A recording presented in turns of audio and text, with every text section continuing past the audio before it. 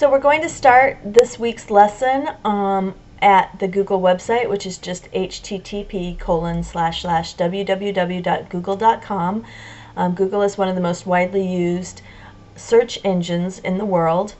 The information that you find in Google is stuff that people write and post to servers that are all connected, and no one really needs any kind of special status to access the content that you can access through Google. Now, you might find a website through Google that requires you to register and log in order to use the content within that site, but primarily the majority of the things that you can find through Google are free and just available on the web.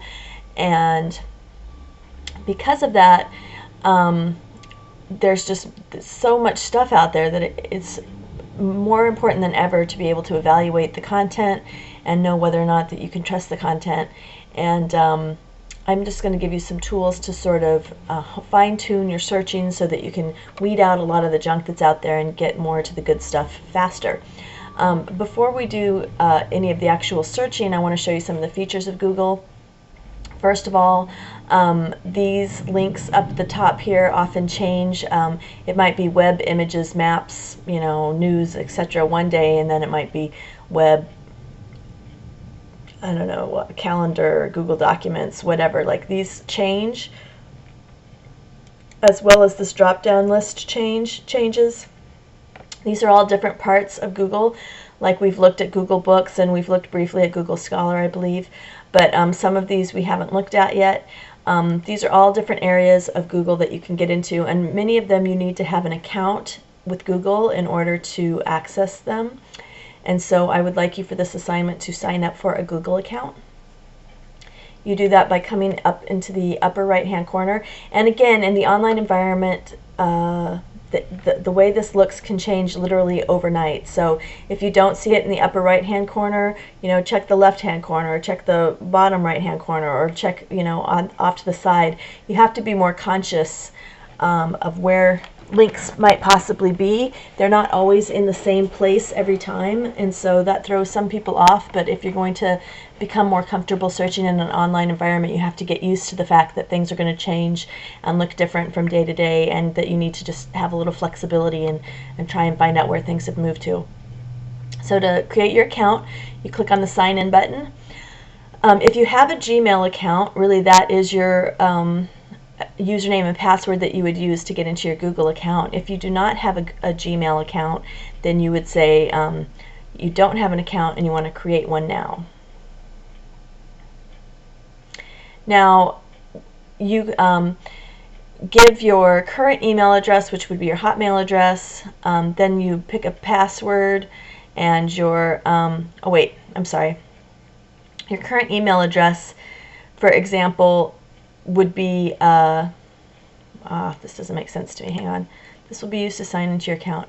Okay, so they actually want you to put in like whatever you want your Google account username and password to be in this area, and then that's going to be your username when you sign into Gmail, and it will be the email address that you send people as your new Gmail account. Then you want to type in this box, these letters that you see. I always have a hard time figuring out what the letters are supposed to be. Sometimes I have to do it a couple times. And then you say, I accept and create my account. And then you'll have your Google account. Since I already have a Google account, I'm just going to sign in. Mine is using my real name, but you don't have to use your real name.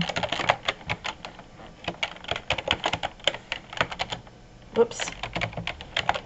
I have thick fingers today. Here we go. Okay. And so this is going to sign me into Google. You'll kind of notice when you're signed into Google, because it will have your Gmail account. Again, since Elise.Tomlinson was used as my username, it just puts it at elise.tomlinson@gmail.com. So if you put, Spider-Man as your username, then spiderman@gmail.com would be your email address. Here is the iGoogle section, which I'm going to show you next.